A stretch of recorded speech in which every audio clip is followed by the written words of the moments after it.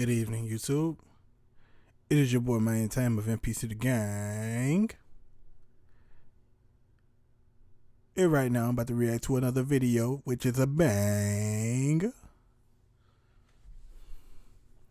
Could be a banger. Should be a banger. Because right now, we're about to pay homage, pay our respects, and watch some of the greatest moments. Not just some, 10 of the greatest moments of Bray Wyatt. Video was made by Cultaholic Wrestling. Content we're about to watch is copyrighted by the WWE, but we're using it for fair use to pay our homage. So, please don't copyright this. If you do, hey, you do. I can't control it. So, before we get into this, may we please have a moment of silence for dear brother Wyatt. Well, Mr. Wyndham Rotunda, Mike Rotunda's son, Bo Dallas's brother, Wyndham Rotunda. Let's Bray Wyatt.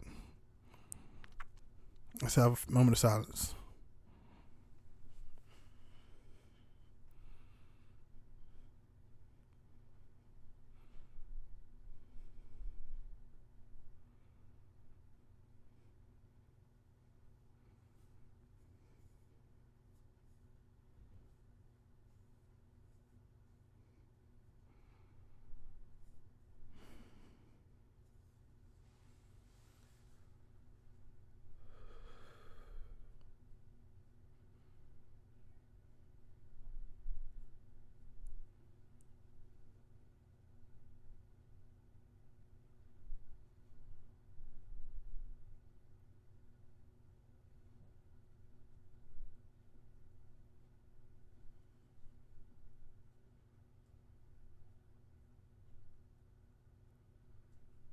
That should be enough time. I want to give him some real deal respect right there because he's done a lot into WWE and in independent wrestling. Let's go and get into this video. I'll say more about him after the video. As the world mourns the tragic passing of WWE star Bray Wyatt at the age of just 36, it is important to remember and look back fondly on his many amazing contributions to the wrestling business. A fiercely creative and utterly fearless performer, Wyndham Rotunda has left a legacy that is littered with incredible and unforgettable moments. Whilst we are saddened to know that we will never get to witness another, we are glad that he left behind so many for us to enjoy again and again. Please join us in celebrating the life and career of the incomparable Bray Wyatt. We'll miss you, Bray.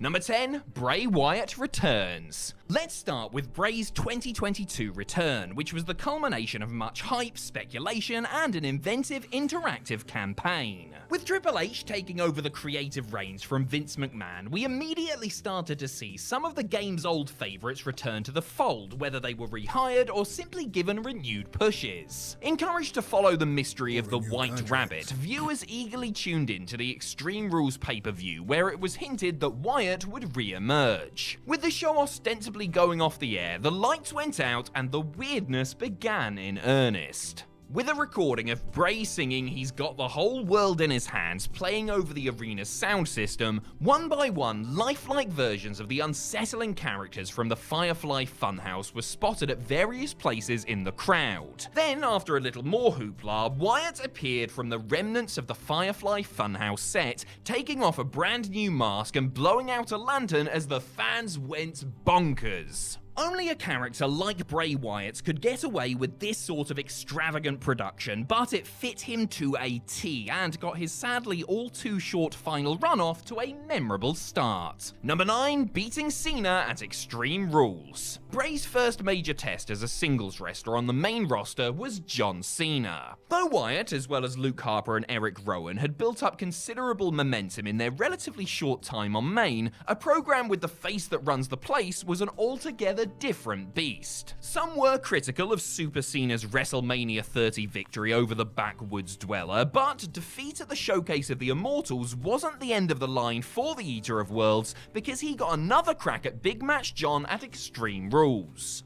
Locked inside a steel cage, Wyatt and Cena were having themselves a hell of a fight, with Cena continually fending off interference of the rest of the Wyatt family members. It wasn't Harper or Rowan that he needed to worry about, however. A small child, who would be ordinarily kitted out in one of Cena's Neon Nightmare t-shirts, showed up and prevented him from exiting the cage door by freaking him out with a demonic rendition of "He's got the whole world in his hands." The distraction was enough to allow Bray to hit Sister Abigail and secure a key victory. Number 8, the Firefly Funhouse match. 6 years after they first clashed, Bray and Cena reignited their rivalry on the road to WrestleMania 36. By this point, Wyatt had transformed into the Fiend, and John was no longer WWE's marathon man, but on a part-time schedule and used only for special events. When COVID hit, WWE were forced to innovate and came up with a Firefly Funhouse match for Cena vs Wyatt on the oddest, grandest stage of them all. More in keeping with performance art than traditional professional wrestling, the Funhouse was unlike anything WWE had done before. A time-hopping head trip with nary a wrestling move in sight, the match saw Bray taunt Cena, who morphed into prior versions of himself. They even did an homage to their previous feud and imagined John Cena becoming a member of the New World Order. It was wild and wacky, and while it wasn't for everyone, it was certainly different and lingered long in the memory. There were a lot of so-called cinematic matches during the pandemic era, but Cena and Bray's mind-bending jaunt through the Performance Center takes some topping.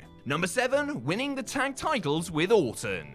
Though Bray debuted on WWE's main roster in the summer of 2013, it took him over 3 years to win his first piece of WWE Gold. And it wouldn't be with Rowan or Harper either, but temporary honorary one. I hope y'all know I actually stopped watching wrestling back in 2014 or 2015. And my reason for it was because my dad passed away, and we used to watch wrestling heavy together. And ever since then, I ain't watched the episode. I just watched half of an episode when they came to Memphis. So I haven't watched the episode in so long. It's been years. So it's been almost 10 years, and I just watched this past episode of Raw. Crazy, right?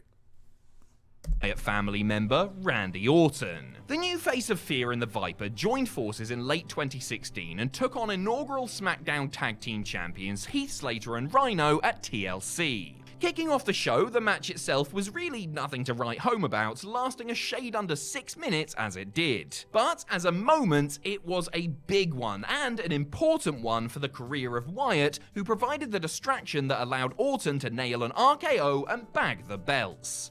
The Orton-Bray saga would go completely off the rails in the months that followed, but it was compelling stuff initially, with this being one of the highlights. Number 6, Firefly Inferno. The pandemic was still in full swing when Bray's alter ego clashed with Randy Orton at TLC 2020 in what was basically an Inferno match, i.e. the first person to set their opponent on fire wins. WWE attempted many wacky things during their extended residency in empty arenas, but none were as genuinely mad as what they did here. As an actual match, it's not exactly giving Flair vs Steamboat any sleepless nights, but it was a visually stunning spectacle and features one of the most unforgettable WWE pay-per-view endings ever. Orton won the match by backing the Fiend into the flames, only for Wyatt to continue his pursuit before eating an RKO. The Viper then contemplated his next move before pouring gasoline on his stricken foe and lighting a match.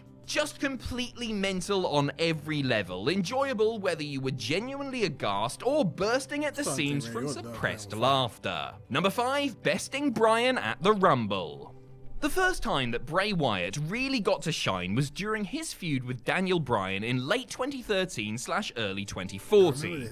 Bray had seemingly recruited the American Dragon into the Wyatt family fold, only for the bearded wonder to famously rip off his boiler suit and break free from their clutches. Well, the Eater of Worlds wasn't going to let that one sit, and the big grudge match was booked for the 2014 Royal Rumble. Opening the show in style, the two men had an exceptional back-and-forth contest that would remain one of Wyatt's best. Bryan was riding a serious wave of fan support at the time, and the Bray Wyatt character was still very new, giving the match a lot of crowd heat and a fresh feel. As for the result, it really could have gone either way, and that would have been just fine, but Bray got the nod and put the bearded wonder away after a Sister Abigail into the ringside barricade, followed by another in the ring. Stealing the show in the opener and getting a major singles W, not a bad night for the man of 1,000 truths, all things considered.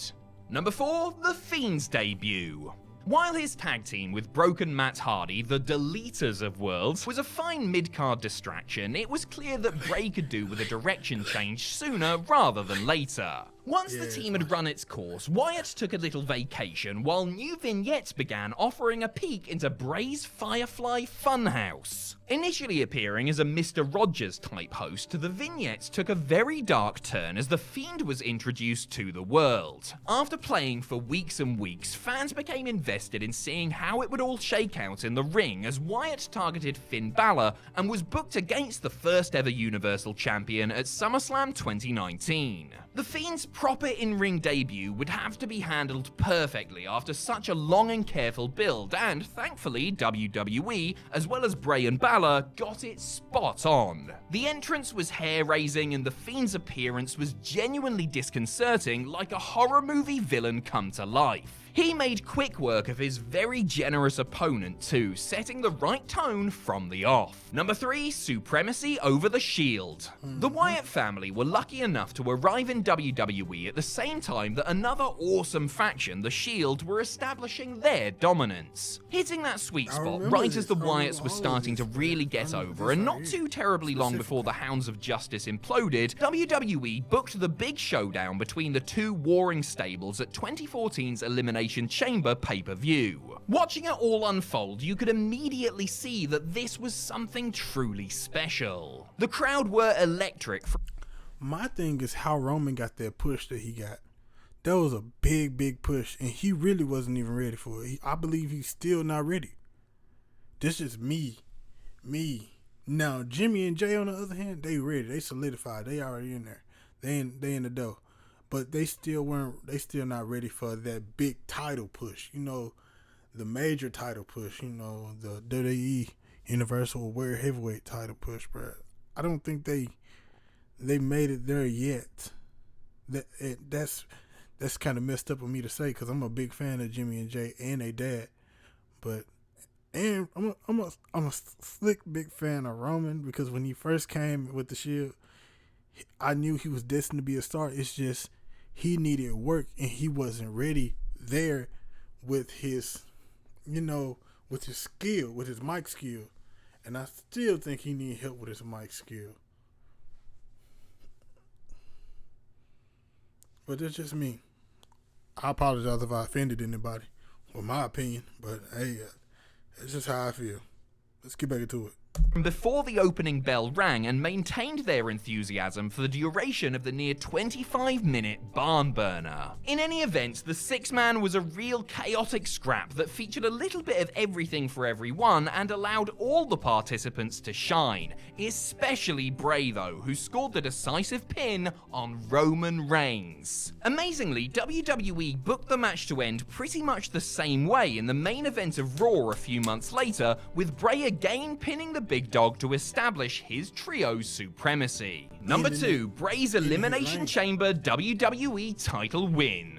The Elimination Chamber event had to hold a special place in Bray Wyatt's heart. 3 years after he, Harper, and Rowan beat Rollins, Reigns, and Ambrose in an instant classic, the Eater of Worlds received a shot at the WWE title in the show's eponymous match. John Cena was defending against Wyatt, AJ Styles, Dean Ambrose, The Miz, and Baron Corbin inside the unforgiving steel structure, with Bray entering the fray as the fourth entrant. This was his first crack at the WWE title, believe it or not, his only previous shots at any sort of world title coming in the 2014 Money in the Bank ladder match and in the 2016 Royal Rumble. This Elimination Chamber match was a scorcher and really saved what had been a humdrum pay-per-view, with the six men going all out for close to 40 awesome minutes. After the champ was surprisingly eliminated, it came down to Wyatt and Styles, with the phenomenal one eventually succumbing to Sister Abigail and Bray securing his first major piece of singles gold. His reign didn't last long, ending at the hands of Randy Orton at WrestleMania 33 just 6 weeks later,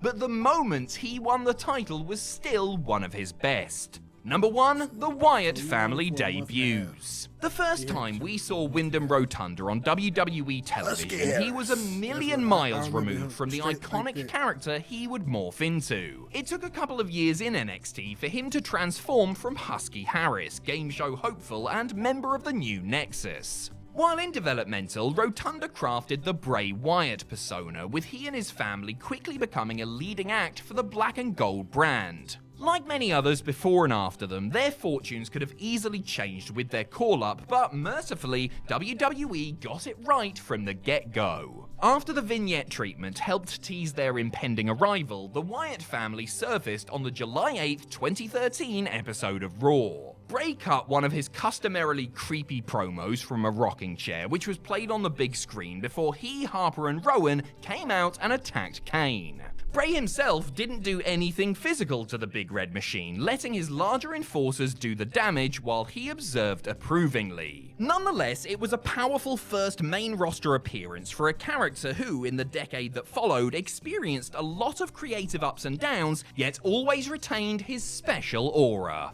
There will never be another. Rest in peace, Wyndham. I sure won't. One of a kind, you feel me? 1 in a million. Bray Wyatt was, well, Husky Harris at first. I'm gonna be honest, at first I didn't like everybody at all. But over time, as he grew as a person and as a man and into the character of Bray Wyatt, I still didn't like him that much. It was just the character for me. He was the character of Bray at first. And then over time, like, as I got older and I matured a lot and I started, looking at things different and looking at the way people do things in their lives, it's like, okay, this might be getting interesting. He's grown as a man just like I have. I've matured. He's matured. So he's on the bigger things. And it's just like with Cody Rhodes, too. Cody Rhodes was just that kid at first. And then Cody matured. He left and created AEW. And AEW, he like, man, look, I can't do this right now. I still got to make this one thing happen. I got to make this one thing happen. It's got to happen. And I got to do it before I retire. And that's win the WWE Championship. So he got out of that whole Intercontinental United States Championship thing mindset and said, I want to be bigger than this. So he left after he got played with. When his contract got played with, he said, no, I ain't with it. Went out to create AEW, came back and said, I got to win this championship for my dad. My dad won the match, but he didn't win the championship. I got to change that. I got to win it for him. And he's still fighting to win that championship right now. So, and I look at Bray Wyatt's career, something similar like this. It's like, hey, I got played with, bro. Let me come change up the game, bro. And he won his first championship off of maturity and, changing the game up. And I salute that. And I will always be a fan of Bray Wyatt for that right there. He changed the game for a lot of things, and he paved the way for a lot of people. Same as Cody Rhodes. I'm going to always be a fan of Cody Rhodes for that. Like, when you mature, you change the game in some way. You're gonna lead people to the promised land one way or another. Whether you're creating, whether you're leading, whether you're blessing, whatever it is that God calls you to do, He gonna make sure you lead people to the promised land, and He gonna use you as a vessel. Yeah, for real. Oh, I like that. Amen to God. Hey, thank you. I've been looking for that for a minute. I've been needing it. Yeah. Amen. Amen, baby. Yeah, but rest in peace to Bray Wyatt. He was and is an icon in the WWE. Still is. I'm gonna feel his energy when I start back watch wrestling again. Yes, I am back to watching wrestling continuously now. I'm trying to watch as many episodes of WWE, as many episodes of AEW, and I'm thinking about trying out as a wrestler. I'm thinking about going into the field, going into the getting into the ring.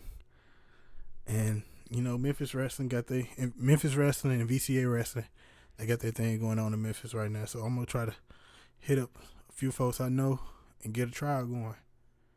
And if y'all want to take it along, let me know. Other than that, I like this video.